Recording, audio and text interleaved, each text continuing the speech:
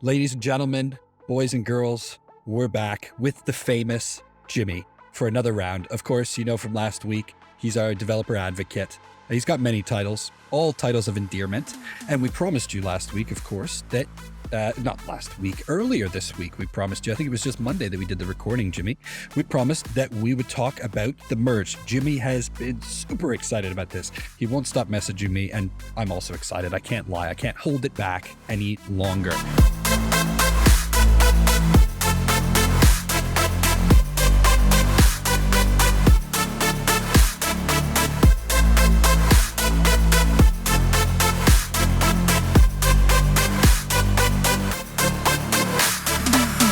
Today, we're going to talk about proof of work versus proof of stake. What the hell is the difference? The difficulty bombs. What is bombs and difficulty? What does that have to do with a merge? The Goerli and Sepolia test nets. And last but not least, what unconventional, unexpected, unknown opportunities does the merge offer to developers? That's it. Full stop. I'm sure Jimmy will throw in a few extra little tidbits for us. But Jimmy, thanks for coming on again. Can we start by differentiating between proof of work, proof of stake, and which one's better? Actually, this is two consensus mechanism. We can call it algorithm for the blockchain. So I would say there's no better way, or there's no better algorithm compared to the two, but they work in different ways. So I think the merge is the most important event this year, probably in the ecosystem. So the merge is trying to move the proof of work into the proof of stake to reduce the energy.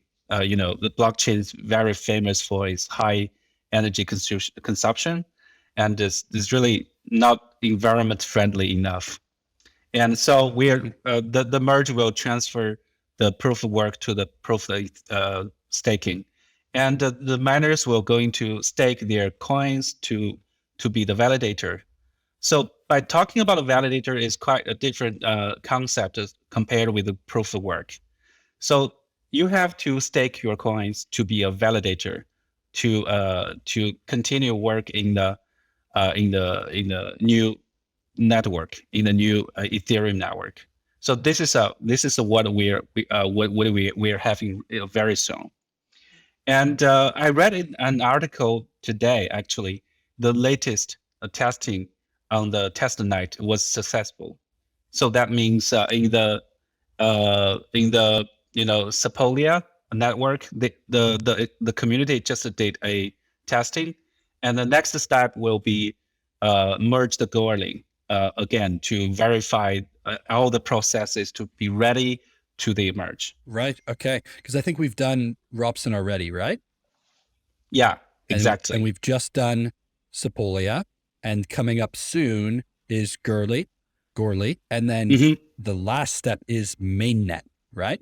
Yeah, the last step is the mainnet. Yes, but the mainnet timeline is not confirmed yet. Right. That's the biggest. That's the biggest concern, right? Because it's like, sort of switching planes mid-flight.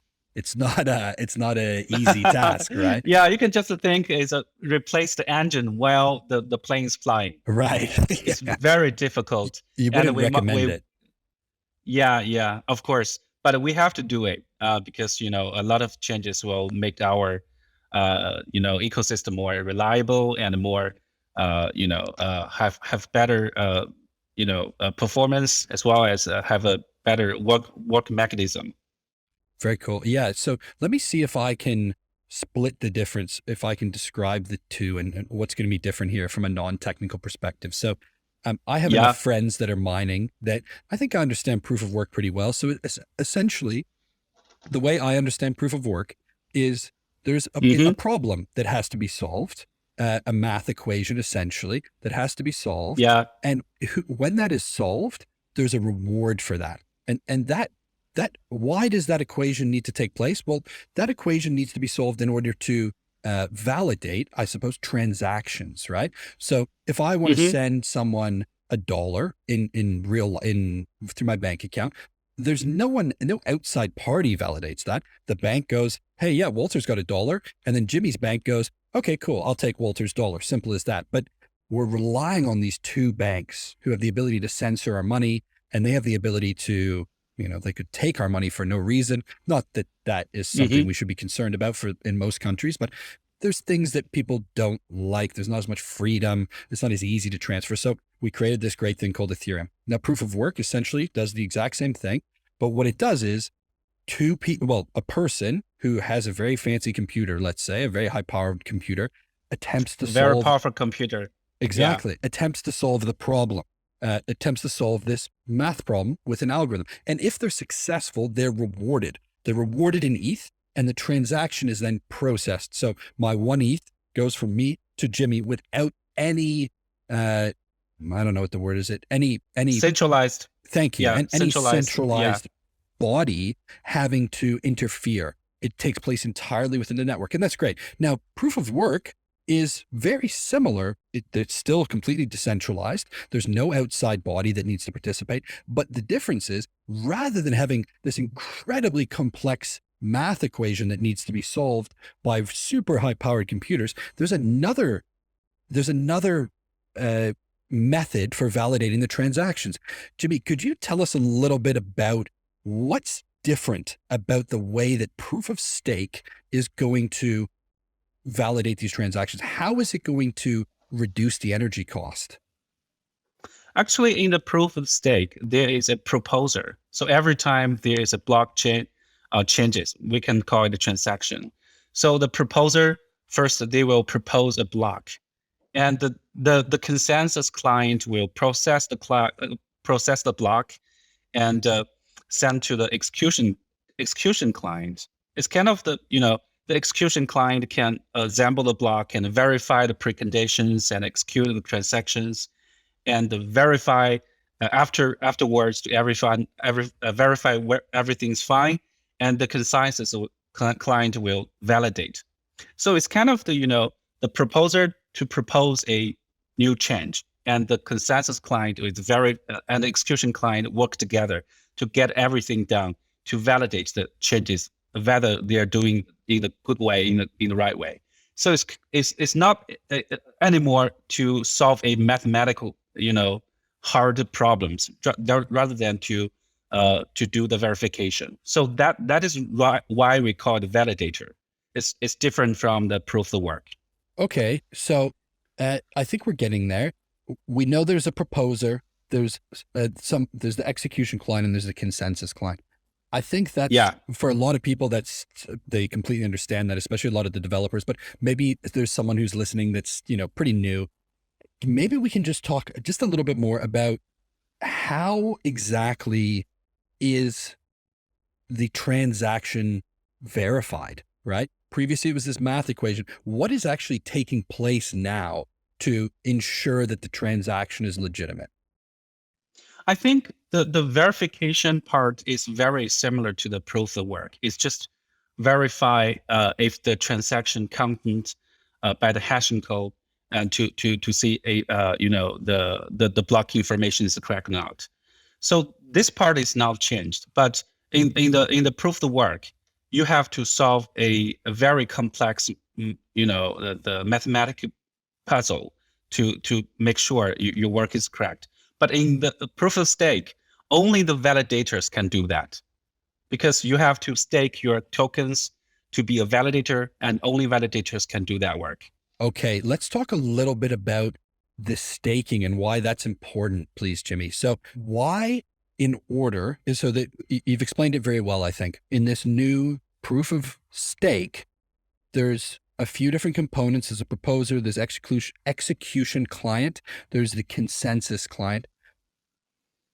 Why do the people that process the transactions, that validate the transaction, why do they need to stake an ETH? They need to have a minimum of 32 ETH staked, locked up, essentially. Why is that? This is a great question. Actually, it is the mechanism, the Ethereum organization, to guarantee that only the verified validators can do the work. So that is the reason why we can reduce actually remove the very hard mathematical puzzle to be the manner to reach a consensus. That's the way why we want to do it. Right. And correct me if I'm wrong, one of the reasons that you have those tokens locked up is if you lie or if you make a mistake, you get some of those tokens taken away. So for example, in this new system, in the new proof of stake system, we're leaving it up to the validator to tell us if the transaction is true or not, right? So what could happen in theory is the validator could lie and say, this transaction is correct when it's not, but there's a penalty for that. And the penalty is called slashing, if I'm not mistaken. And Yeah, that's exactly. going to Yes. damage their staked ether. So essentially what we're doing here, we're forcing them to lock up the coins. And then if they tell a lie or they do something incorrectly, they're going to lose some of their ETH. So it's not financially viable to lie. Is that correct? Yeah, exactly. Yes, that's correct. Perfect. Okay. So essentially you got to lock some money up. If you tell a lie, you lose the money. If you tell the truth, you're going to be rewarded very handsomely. Yep. With the validator will be rewarded directly. Maybe not very handsomely. I think it's quite handsomely. I mean, people are saying 10% roughly, 10% on staked ETH. That's amazing. If I put my money in the bank right now, I might get 1%. Yeah. Compared with the bank, it's handsome. Yeah. I think it's amazing. It's 8 times more than the bank. So I don't know. Maybe I'm a little bit too excited about it, but let's move on. Yeah. Because I'm sure we could talk about each one of these points forever. Let's move on. What is a difficulty bomb, Jimmy? Actually, the difficulty bomb is the mechanism that actually it's a measure to disincentive the Ether mining operations from keeping their, doing anymore, because we are trying to move from the proof of work to the proof of stake. So we can increase the block time. For example, at this moment, the averaging the time is the 13 seconds.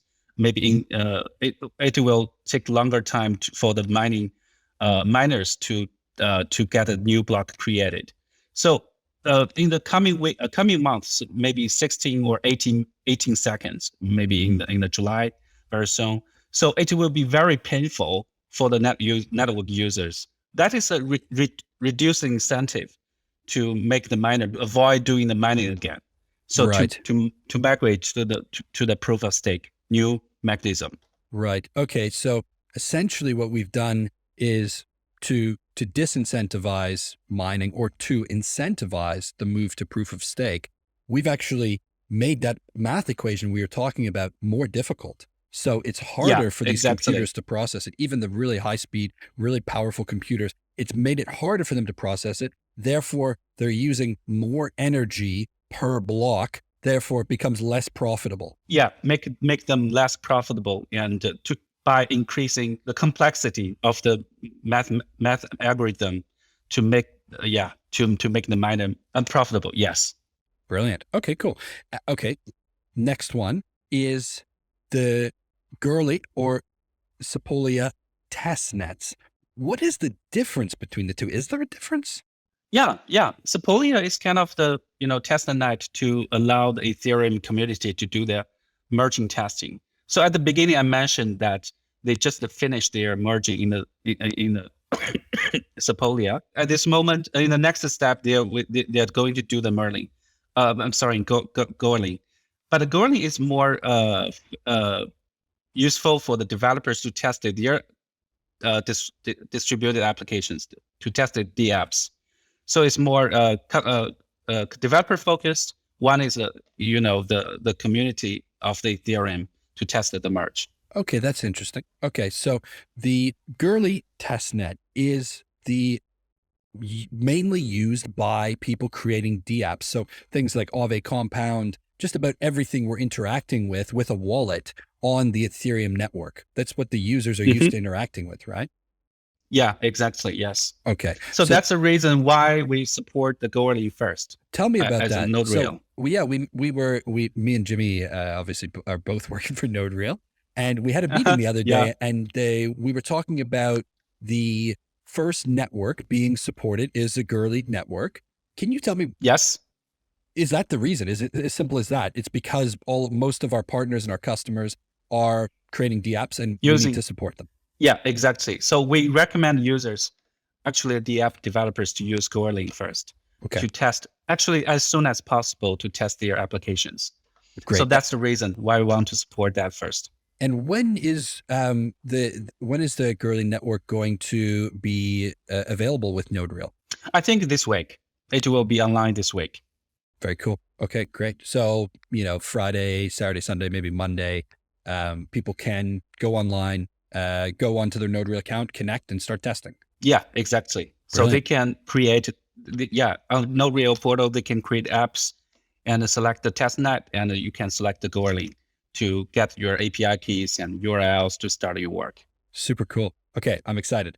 I've been playing around with our DApps, our mega node, to like put it to the test, so to speak, right? Ben and yourself Yep. and Henry and all the team is super passionate about the speed and the consistency and so on and so forth. So, but I want to see for Yep. myself. I'm sort of a hands-on person. So I went and created a GitHub. I didn't have a GitHub before, unsurprisingly. I'm non-technical. I went and created a GitHub. I got hooked up, and it's pretty cool, actually. I was pretty impressed. I tested what's the most complex API, the most complex basic API that we offer, right at the bottom of the list. What's it called again? The most complex one? Yeah, You yeah. mean the debug API?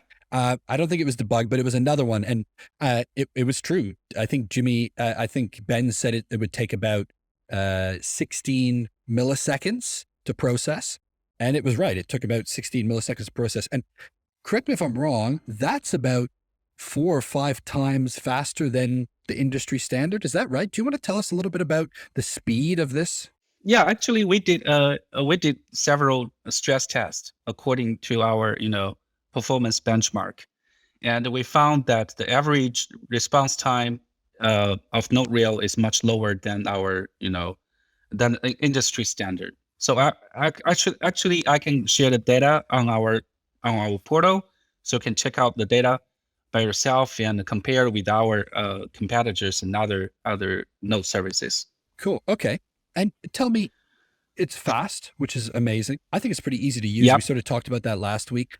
What sort of new opportunities is this going to offer developers? Not of course, NodeReal offers developers a lot of great opportunities. We're happy to connect and provide free mega nodes in the beginning. But Mhm. what sort of opportunities are offered to developers by this merge, by a change of technology? So actually, the merge is not directly related to the developers, so they can still use an Ethereum as they did before. Yep. But the merge can have a better Ethereum ecosystem. That means after the merge, as you say, there will be a sharding. A sharding means it can have more traffic and improve the network congestion and have a better. It is more environment friendly. So that's the purpose of merge. But for the developers, they can. I think my recommendation is that you can just start your testing as soon as possible. Yeah. Okay. So because it's getting faster, because it's going to be less expensive to process transactions, what sort of opportunities do you think will appear that didn't exist before? I think Ethereum previously was limited by the cost, by the speed, right? For example, people said, well, you could never use Ethereum as a true payment system because if you go to a store and you got to wait 13 seconds to buy a cake, well, that's a long time, actually, if you think about it, right? If you pay with a Visa, it takes like a fraction of a second. I'm sure if you pay with WeChat Pay, it takes a fraction of a second, right? Whereas ETH, like 10 or 13 seconds, that's a long time. Maybe that's not the best use case going forward. Maybe there's some other interesting use cases that pop up because of the decreased cost and increased speed. Is there anything that comes to mind? Yeah, of course. I think the metaverse is on trend, right? So we have a better Ethereum network. That means we can have more traffic, we can have more use cases. So that means that sometimes previously some business cannot be moved to the network. Now we have more chance to move the business on network. So that means in the future we can see a lot of different things like the NFT or like the payments, like gaming, the DeFi, the GameFi will be available to the end users, and your business will have more open world. Because you have a bigger platform, you have a bigger chance to move your business, right? So a lot of new business pattern will emerge because we're still in the beginning of the blockchain era. So a lot of new opportunities or possibilities will emerge from the market. So it's really difficult to predict what will happen, but we have more chance. We have more opportunities. Hey, if anyone has any predictions, please let me know so I can make an Yeah, investment early before anyone else. I want to know that. yeah, I want to know the I hope secrets. so. Yeah, yeah, I think yeah. we're pretty well done for today. Maybe we need a part 2 coming up in the future. I'm not sure. We just want to touch on a few short points that we're excited about coming up to the merge. Friday, sometime near the end of this week, it's Thursday now, tomorrow, maybe on the weekend, we're going to be going live. NodeReal is going to be going live on the Goerli testnet for everyone to be able to start testing their dApps. Jimmy recommends you start testing right now. Don't wait. But before we go, is there anything that you are hoping to mention before we sign off today, Jimmy, that I didn't already mention? Cool, Jimmy. I think that's enough for today. Maybe we'll have to do a part 2 later. If you're looking for more information on the merge, if you have some more topics that you wish we spoke about that we didn't bring up today, please leave us some comments, jump into Discord, jump in Twitter, let us know. What do you want to hear us talk about next? We've got a few podcasts scheduled for next week, but as Jimmy mentioned on the previous podcast, we love your feedback. We want to get as much feedback as possible. We're early on this journey with you guys, and we want to build this with your questions, with your feedback, with your complaints. We're happy to listen to them all. But Jimmy, thanks very much for coming on. I'm excited for the next one. Hopefully we can get together again on Monday next week to talk about maybe Polygon. I know Polygon's coming out soon on NodeReal. Yeah. Maybe we could get the guys to let us talk about that. What do you think? Yeah, that would be very fantastic. Cool, Jimmy. All right. Well, thanks very much.